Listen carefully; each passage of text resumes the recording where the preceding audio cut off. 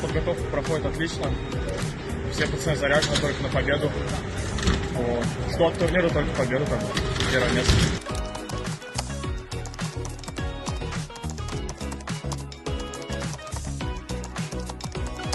Да, турнир на самом деле просто, наверное, как предсезонный. Вот, больше накатать какие-то тактики. Вот. Ну и, конечно, интересно сыграть с новыми соперниками. Вот, всегда интересно, да.